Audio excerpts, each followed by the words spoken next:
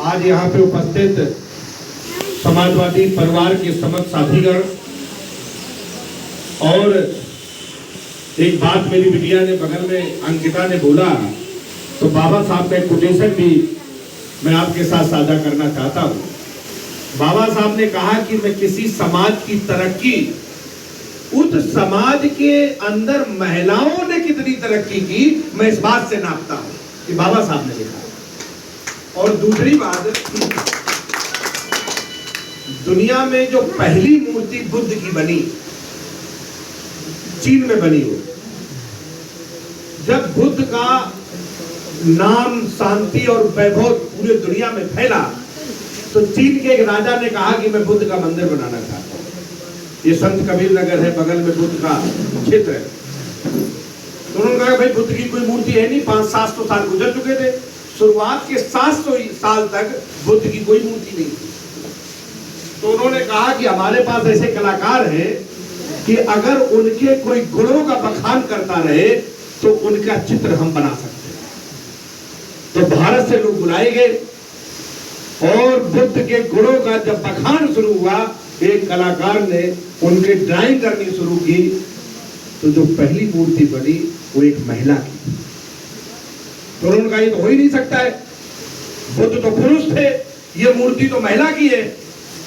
तो उस कलाकार ने कहा कि इतनी ममता, इतना प्रेम, इतनी करुणा ये पुरुष में हो ही नहीं सकती, ये तो सिर्फ औरत में।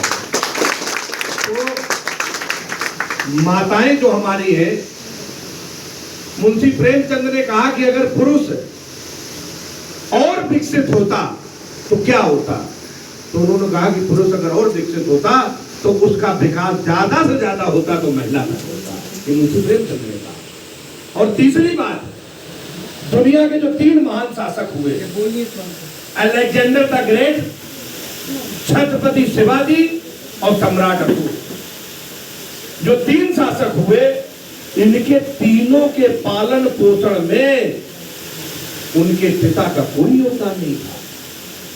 अलेक्जेंडर को उसकी मां की परवरिश मिली, शिवाजी महाराज को जो यादव वंश में जन्मी थी जीजा माता ने शिवाजी की परवरिश दी, और सम्राट अशोक को भी उसकी मां ने, उनके ऊपर उनके पिता की कोई छाया नहीं थी, इसलिए दुनिया के 3 महान शासक बने। तो जो महिलाओं की संस्कृति है, जब तक ये महिलाएं को हम ये मानते हैं कि सम्मान है, आप सब लोग हमारे घर के लोग हैं, सम्मान तो यहां से होता है, इज्जत तो यहां से होती है। हमारे जहन में आपके प्रति सम्मान होना चाहिए। कोई घूंघट करने से, सामने ना खड़े होने से, सामने ना बैठने से, बात ना करने से इज्जत तो थोड़ी होती है। और ये जो पुरुष है, इसे जन्म कौन देता है? इसको जन्म देने वाली तो हमारी एक औरत मां ही है ना। और एक बात बिल्कुल ध्यान से समझ लेना चाहिए हर पुरुष को, कि जब तक जन्म देने वाली मजबूत नहीं होगी तो उससे पैदा होने वाला बच्चा कभी मजबूत नहीं हो सकता, कभी मजबूत नहीं हो सकता। इसलिए अगर समाज को मजबूत बनाना है तो पहले महिला को मजबूत बनाओ, महिला मजबूत होगी तो समाज मजबूत। साथियों, हम लोग समाजवादी नेता माननीय अखिलेश यादव जी के सिपाही हैं। ये तो दार्शनिक बातें थी। आप सब यहाँ बहुत सारे नौजवान हैं। इस देश में सुई से लेके जहाज तक का मूल्य, एक दाने से लेके मिल तक की हिस्सेदारी में अगर कोई चीज शामिल है तो राजनीति है। आपको बचपन में टीका मिलेगा या मरने के बाद बीमारी में अस्पताल में कितना इलाज मिलेगा, आपके बच्चे कैसी शिक्षा पढ़ेंगे, आपको कैसी दवाई मिलेगी, जिंदगी के हर पहलू में अगर कोई चीज शामिल है वो राजनीति है। इसलिए हम दलित और पिछड़े समाज के लोगों से ये निवेदन करना चाहते हैं, नौजवान है, कुछ करना लेकिन राजनीति करना। जब तक एक एक घर में एक एक नेता नहीं होगा, नेता का मतलब चोर, बेईमान, भ्रष्ट, ठेकेदार नहीं, जिसे नीतियों की समझ हो, जिसे समाज में जो मर्द लगा है उसकी समझ हो। नेता कौन होता है? नेता समाज का डॉक्टर होता है। समाज को कौन सा मर्द है, मर्द कितना पुराना है, मर्द कितना खतरनाक है, मर्द लगा क्यों, और अगर इसका इलाज नहीं हुआ तो इसकी कीमत समाज क्या चुकाएगा। अगर इस चीज की समझ नहीं है तो नेता नहीं है वो, उसे नेता नहीं कहना चाहिए। जिसे भविष्य दिखाई नहीं देता वो नेता नहीं है। आप लोग एक नेता के पीछे चले, जिंदाबाद किया और ले जाके उसने तुम्हें बेच दिया, तुम्हारा सौदा पूंजीपति से कर दिया। तो एक बात भी ध्यान रखनी है, ये हाथ अगर जिंदाबाद के लिए उठ सकते हैं तो उस नेता की गर्दन दबाने से भी पीछे नहीं हटना, तो तुम्हारे अधिकारों के लिए दोनों चीजों पे ध्यान रख के काम करें।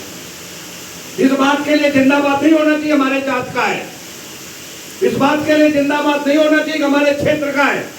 जिंदाबाद इस बात के लिए होना चाहिए कि तुम्हारी लड़ाई किससे लड़ता है, क्या वो फायदे और नुकसान में चुनता है या सही और गलत में चुनता है। इस बात पे विषय, इस बात पे चुनाव होना चाहिए, इस बात पे बहस होनी चाहिए। तो साथियों, इस देश को नई राजनीति की जरूरत है। 75 साल के लोकतंत्र में, इस 75 साल के लोकतंत्र में अगर सबसे ज्यादा इस देश को भ्रमित करके लूटने का काम किया है तो भ्रष्ट अधिकारियों के साथ, दलाल पूंजीपतियों के साथ नेताओं का भी कोई कम योगदान नहीं है।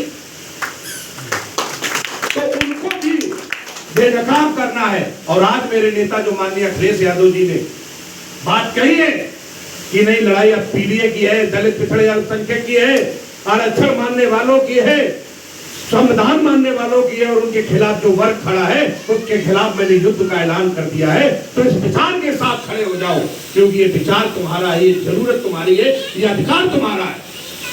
और लड़ाई लड़ो, अपने अधिकार छीनो, भारतीय जनता पार्टी को सत्ता से बाहर करो और माननीय अखिलेश यादव जी के नेतृत्व में इंडिया गठबंधन की सरकार दिल्ली में बनाए, ताकि ये पूंजीपतियों के जो दलाल जो सत्ता में बैठ गए, जो किसानों का खून चूस के तुम्हारी फसल को औने पौने दाम में खरीद के जो पूंजीपतियों का घर भरने का काम कर रहे हैं, जिसने काम किया है, इस देश का एक छोटा सा व्यापारी दुनिया का सबसे बड़ा उद्योगपति अमीर बन गया, ये बात हमें मंजूर नहीं है, ये नहीं चाहिए। भारत में दुनिया का सबसे बड़ा अमीर नहीं चाहिए। भारत में सब लोगों को एक साथ जो विकास के रास्ते पे ले जा सके, एक साथ विकास की बयान जिसका सबको लाभ दिला सके, न्याय के साथ विकास की तरफ जो बढ़ सके, मुझे वो समाज चाहिए, वो समाजवाद चाहिए, वो नेता चाहिए, वो विचार चाहिए। इसलिए माननीय अखिलेश यादव जी के नेतृत्व में सब लोग साथ चले, पप्पू निषाद जी को यहाँ से चुनाव जिताए और कल माननीय अखिलेश जी को सुनने के लिए धनगढ़ा में सब लोग पहुंचे। बहुत बहुत धन्यवाद।